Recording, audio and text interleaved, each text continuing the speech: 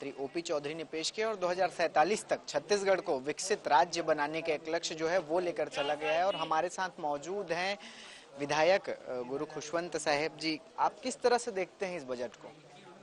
आप देख ही रहे हैं, इस बजट का नाम ही अमृतकाल, और जिस प्रकार से हमारे वित्त मंत्री जी और मुख्यमंत्री जी ने बोला ही है कि जिस प्रकार से माननीय मोदी जी का जो सपना है इस देश को विकसित भारत बनाने का 2047 तक, वैसे ही छत्तीसगढ़ विकासशील प्रदेश है। इसको विकसित छत्तीसगढ़ बनाने का हम सबका भी एक उद्देश्य है और लक्ष्य है, और ये लक्ष्य के लिए हम सब काम कर रहे हैं। और ये जो आज का जो बजट है ये उसी का बजट है।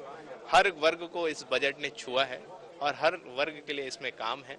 विशेषकर युवा है, स्वास्थ्य है, शिक्षा है, किसान है, मजदूर है, हर किसी के लिए इसमें इस बजट में प्रावधान है। और निश्चित ही ये बजट छत्तीसगढ़ की समृद्धि को आगे बढ़ाएगा, छत्तीसगढ़ को उन्नति और विकास की ओर, शिखर की ओर लेके जाएगा। अच्छा, एक चीज और है, युवा है, क्योंकि आप युवा विधायक हैं। युवाओं के लिए काफी कुछ प्रावधान किए गए हैं, चाहे वो शिक्षा के क्षेत्र में हो, खेल कूद के क्षेत्र में हो।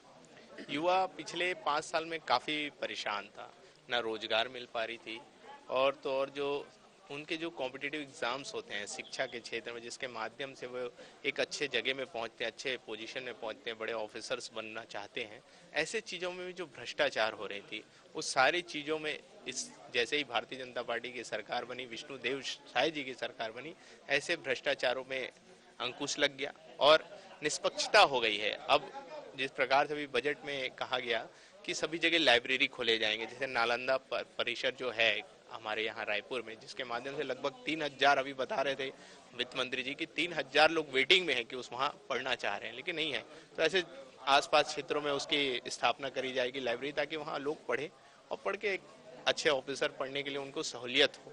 तो ऐसी चीज़ों का किया जा रहा है। युवाओं के खेलों के लिए विशेष इस बजट में प्रावधान किए गए। बहुत सारे जगह स्टेडियम बनना है, इंडोर स्टेडियम बनना है, जिसके माध्यम से लोग खेलों को प्रोत्साहन मिलेगा।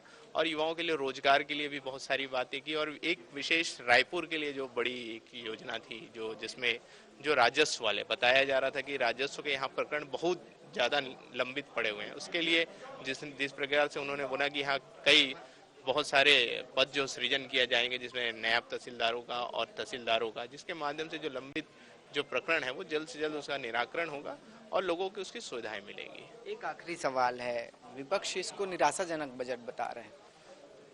जिस प्रकार से उन्होंने छत्तीसगढ़ को लूटने का काम किया, जिस प्रकार से उन्होंने छत्तीसगढ़ को कर्ज में डुबोने का काम किया, ये जो चुनाव था, जो अभी 2023 का विधानसभा चुनाव था, ये सिर्फ जीत हार का चुनाव नहीं था, छत्तीसगढ़ को बचाने का चुनाव था। आपको मालूम है इन्होंने लूटा तो लूटा, इसके अलावा भ्रष्टाचार कितना किया है आप सबको मालूम है। सूबे के जो मुख्यमंत्री थे, तत्कालीन मुख्यमंत्री, जिनका नाम सट्टा ऐप में आया हुआ है, महादेव सट्टा ऐप, जिसके माध्यम से हमारे लाखों युवाओं का भविष्य खराब हो रहा था, वो सारी चीज़ों से निजात पाने वाला ये सरकार बना है। और आने वाले समय में ये जो बजट है हर किसी का उन्नति विकास है, हर एक वर्ग को छू लिया है।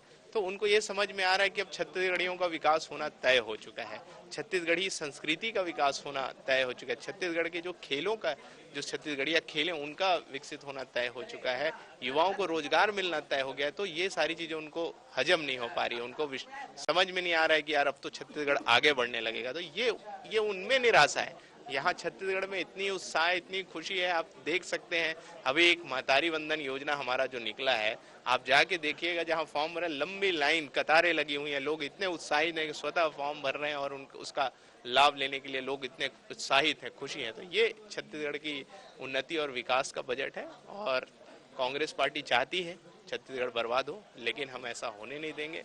विष्णुदेव जी की सरकार है, वित्त मंत्री जी ने बजट पेश कर दिया है, उनके नेतृत्व में छत्तीसगढ़ खुशहाली और उन्नति विकास और निश्चित ही 2047 तक विकसित छत्तीसगढ़ बनेगा। बहुत बहुत धन्यवाद। तो छत्तीसगढ़ का बजट आज पेश किया गया और हर वर्ग को ध्यान में रखकर इस बजट में प्रावधान किए गए हैं। तमाम चीज़ें, चाहे वो किसानों के लिए हो, युवाओं के लिए हो, महिलाओं के लिए हो, शिक्षा के क्षेत्र में हो, स्वास्थ्य के क्षेत्र में हो, आधुनिक तकनीकों के क्षेत्र में हो, तमाम तरह के प्रावधान इस बार के बजट में किए गए हैं। बस्तर और सरगुजा पर खास फोकस करने की बात जो है इस बार के बजट में कही गई है। कैमरा पर्सन राजेश के साथ श्रीकांत यदू, साधना न्यूज़, रायपुर।